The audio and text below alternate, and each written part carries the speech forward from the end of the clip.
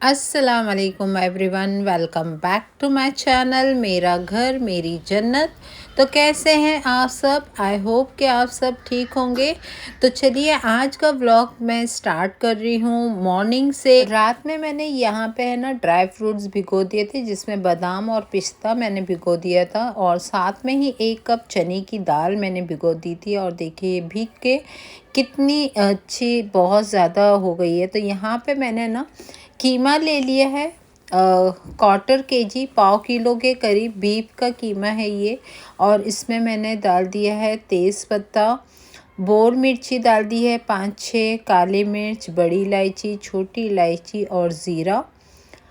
ये सारी चीज़ें डालने के बाद मैं इसमें डाल दूँगी कोरिएंडर पाउडर। इसमें साबित धनिया जाता है, लेकिन मेरे पास नहीं था तो मैंने पाउडर का इस्तेमाल किया। Turmeric powder, ginger garlic paste 1 teaspoon, और जो चने की दाल थी ना वो सारी चीज़ें इसमें डाल दी है। और साथ में ही मैं डाल दूँगी सॉल्ट, और 1 गिलास पानी डाल के मैं इसे कुक कर लूँगी। तो ये मैं तैयारी कर रही हूँ शामी कबाब की। तो मेरे घर में है ना, मेरे बच्चों को शामी कबाब नहीं पसंद है, लेकिन ये मैं जो है अपने लिए बना रही हूँ। रमज़ान का जो है ना फ्रीज़ करके रख दूँगी, ताकि सहरी में कभी जब भी मन होगा ना तो मैं इसे 1-2 पीस निकाल के फ्राई कर लूँगी। तो बस यहाँ पे मैंने रख दिया है कुकर को, और साथ ही साथ मैं जो है ना कपड़े वगैरह भी वॉशिंग मशीन में लगा रही थी कि वो भी काम साथ चलता रहे। तो एक दिन की जब छुट्टी है, आज छुट्टी थी स्कूल की, तो मेरा ये मकसद होता है कि मैं ज़्यादा से ज़्यादा काम जो है ना निपटा दूँ। तो मैंने कीमा रख दिए है कुक होने के लिए, कपड़े मशीन में लगा दिए, और यहाँ पे मैं आ गई हूँ ड्राई फ्रूट कट करने के लिए, ताकि साथ ही साथ है ना ये काम भी मेरा होता रहे। तो आज की वीडियो में मैं आपसे शेयर करने वाली हूँ फ्रीज़ करने वाले आइटम, ताकि हम रख लेंगे फ्रीज़ करके, तो जब भी ज़रूरत होगी ना रमज़ान में तो हम निकाल के उसे अफ्तार में इस्तेमाल कर सकेंगे। ड्राई फ्रूट काट के रख रही हूँ, ताकि जब भी स्वीट कुछ हम बनाए ना तो ये ड्राई फ्रूट रेडी रहते हैं, तो बहुत ज़्यादा टाइम बच जाता है। 1-2 बादाम काटने में और ये पिस्ता वगैरह काटने में भी ना टाइम लग जाता है। आपने देखा होगा कई बार मर्तबा मैं क्रश करके डाल देती हूँ, और जब तक मैंने थोड़े से बादाम पिस्ते कट किए थे, तो यहाँ पर शामी कबाब के लिए जो कीमा और दाल मैंने रखा था पकने, वो रेडी हो गया। तो अब इसे ठंडा करने के लिए रख देती हूँ एक बाउल में निकाल के। तब जब ये ठंडा हो जाएगा तो हम ये पीस लेंगे, और फिर इसमें बाकी की चीज़ें ऐड करेंगे। तो ये जो रेसिपी है ना बिल्कुल ऑथेंटिक रेसिपी है। इसमें मैंने कोई आलू प्याज वगैरह नहीं डाला है। जो चने की दाल और कीमे से जो शामी कबाब बनता है ना, बस वही मैं आपके साथ में शेयर कर रही हूँ।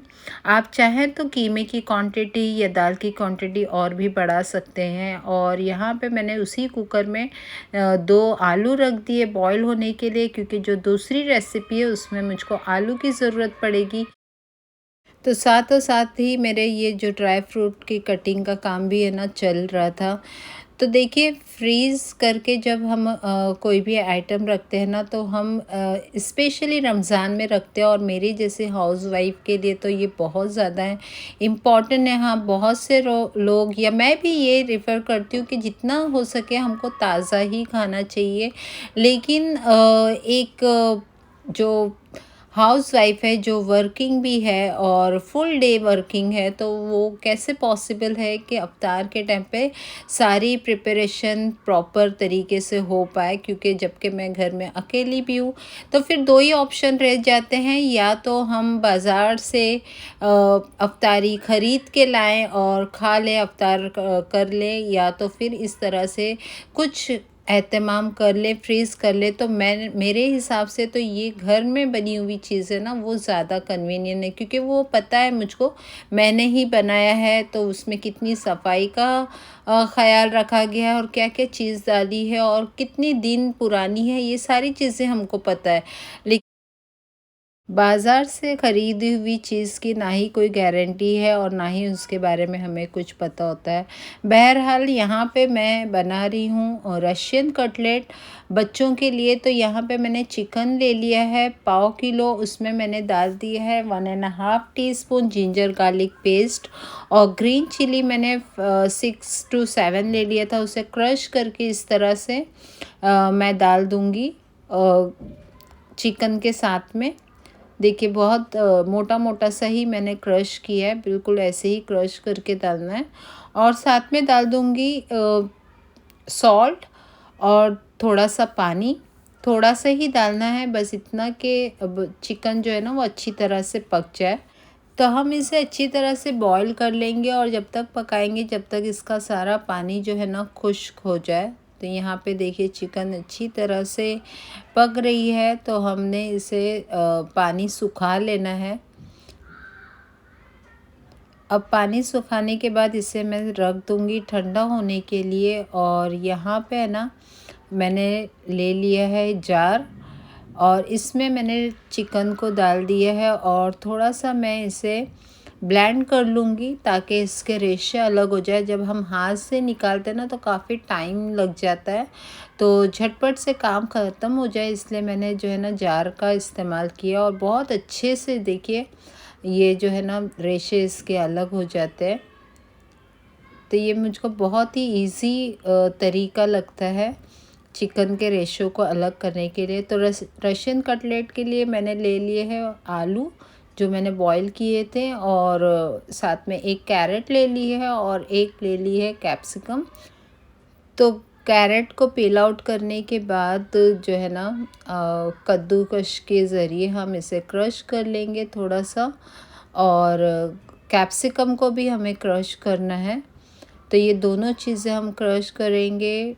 और ये जो हमारे पास कद्दूकस रखा हुआ आपको दिखाई दे रहा है ना, इसमें अलग अलग साइज़ होती है, तो जो सबसे मोटी वाली साइज़ है ना वहाँ से हमको करना है। तो कैरेट और कैप्सिकम के बाद है ना मैंने आलू को भी इसी से क्रेडिट कर लिया ताकि वो जो है ना अच्छी तरह से हमारे जो कटलेट बन सके। अदरवाइज़ हम हाथ से भी इसे मैश कर सकते हैं, लेकिन कभी कभी इसमें गट्टे रह जाते हैं।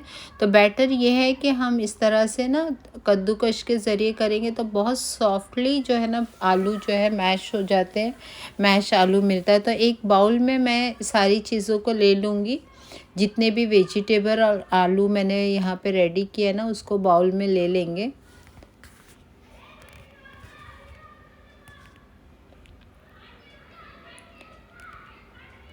और साथ में ही मैं डालूँगी चिकन। तो देखिए पाव किलो चिकन से कितने सारे कटलेट जो है ना बन के तैयार होंगे। और अब यहाँ पे ना मैंने ले ली है 3 ब्रेड, इसे भी मैंने जार में डाल के थोड़ा सा घुमा लिया है। इसमें मैं डाल रही हूँ ब्लैक पेपर पाउडर, साथ में ही मैं इसमें ऐड करूँगी सॉल्ट थोड़ा सा, क्योंकि आलू और वेजिटेबल अभी हमने जो डाले हैं उसके हिसाब से। थोड़ा सा चाट मसाला ऐड कर देंगे, और जो ब्रेड हमने ब्लेंड किया है ना वो डाल देंगे, ताकि अगर इसमें ज़रा सा भी मॉइस्ट होगा ना तो वो ब्रेड डालने से वो अच्छी तरह से सारा सोख लेगा मॉइस्ट को, और बाइंडिंग भी अच्छे से होगी। तो सारे मिक्सर को हमें अच्छी तरह से मिक्स करना है, और यहाँ पे हमारा रशियन कटलेट का मिक्सचर जो है ना वो रेडी हो जाएगा। थोड़ी देर के लिए 10 से 15 मिनट जो है ना मैं इसे फ्रिज में रख दूँगी ताकि चीज़ें अच्छी तरह से सेट हो जाए।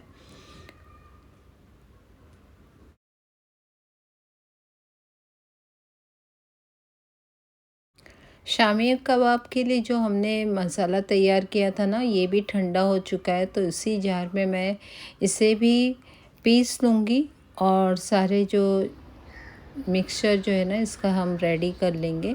तो इसमें जो तेज़ पत्ता या साबुत मसाले जो मैंने डाले थे ना दालचीनी वगैरह, वो हमें निकाल लेना है, क्योंकि वो ब्लेड पे भी उसका इफ़ेक्ट आएगा और अच्छी तरह से वो सारे मसाले पीसते नहीं जितना उसका फ्लेवर आना था वो आ चुका है। तो बस उसे निकाल लेना है और ये सारे मिक्सचर को हमें अच्छी तरह से पीस लेना है बहुत सॉफ्टली। बिल्कुल भी पानी वगैरह नहीं डालना है हमें पीसते वक्त। अब यहाँ पे मैंने थोड़ा सा कोरिएंडर और मिंट के पत्ते ले लिए और इसे बहुत ही फाइन हमें चॉप करना है। और साथ में ही मैंने 3 ग्रीन चिली ली है। ऐसे आपकी मर्ज़ी है कि आपको डालना है तो आप डाल सकते हैं, वरना बगैर ग्रीन चिली के भी जो है ना ये अच्छे लगेंगे। लेकिन मैं डालती हूँ क्योंकि मैंने रेड चिली जो है ना वो कम ही डाली थी उसमें। और इससे भी ग्रीन चिली को भी हम बहुत फाइन चॉप करेंगे और फिर कबाब में ऐड कर देंगे। कोरिएंडर और ग्रीन चिली को मिक्स करने के बाद अच्छी तरह से पेस्ट में मिक्स करना है। ये जो मसाला हमने तैयार किया शामी कबाब का, इसमें हम अच्छी तरह से मिक्स करेंगे। हम चाहे तो इसमें एक एग भी डाल सकते हैं, लेकिन मैं नहीं डालती हूँ। मैं जब फ्राई करती हूँ ना उस वक्त डालती हूँ। मैंने थोड़ा सा इसमें सॉल्ट और डाल दिया है और थोड़ा सा चाट मसाला ऐड किया है। सॉल्ट कम लग रहा था इसलिए डाला है, तो आप भी टेस्ट कर सकते हैं। और अगर बराबर हो तो डालने की कोई ज़रूरत नहीं है। थोड़ा सा कम होने की वजह से मैंने अभी ऐड किया है, वरना जब बॉईल किया था ना तभी हमको इनफ सॉल्ट डाल देना है। बस हमारे शामी कबाब का मिक्सचर रेडी है, तो इसकी अब टिक्की बना लेते हैं। तो टिक्की बनाने में भी काफ़ी वक्त लग जाता है, तो मैंने क्या किया कि ये चॉपिंग बोर्ड जो है ना उस पर थोड़ा सा ऑयल लगा दिया है और ये जो हमारा मिक्सचर है शामी कबाब का, मैं इस पे इसको स्प्रेड कर दूंगी। और जितनी आपको कबाब की थिकनेस चाहिए ना उतनी थिकनेस रखते हुए इसका स्क्वायर शेप बना लेना है। और मैं जो है ना इसको बस कट कर लूँगी और हमारे शामी कबाब रेडी हो जाए। अब शामी कबाब स्क्वायर हो या राउंड हो उससे कोई फ़र्क नहीं पड़ता है, शामी कबाब तो शामी कबाब है। तो यहाँ पे टिक्की बनाना ही ज़रूरी नहीं, इस तरह से हम जो है ना शामी कबाब क्विकली जो है प्रिपेयर कर सकते हैं। तो यहाँ पे देखिए मैंने कट लगा दिया और मेरे स्क्वायर शामी कबाब रेडी हो गए हैं। तो बस अब मैं इसे ट्रे में रख दूँगी और कर लूँगी फ्रीज़। तो यहाँ पे हमारी शामी कबाब जो है ना रेडी हो जाएंगे रमज़ान के लिए।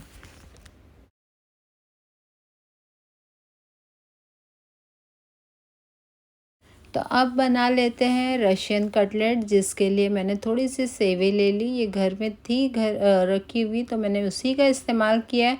अदरवाइज़ रशियन कटलेट के लिए ना वाइट वाली सेवई जो होती है वो इस्तेमाल की जाती है। तो अब जो फ़िलहाल घर में था मैंने बस उसी का इस्तेमाल किया है।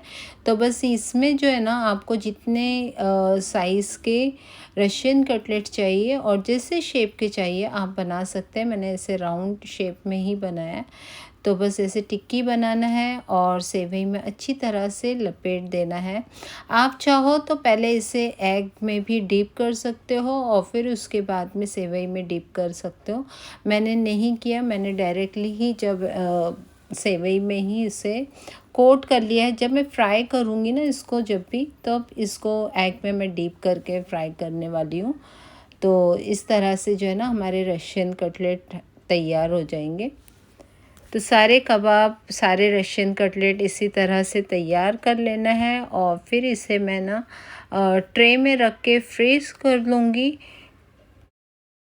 तो जब कबाब को हम ट्रे में रखेंगे ना तो ट्रे को भी थोड़ा सा ग्रीस करना ज़रूरी है, ताकि जब हम इसे फ्रीज़ होने के बाद निकालें ना तो आसानी से ये कटलेट निकल आए।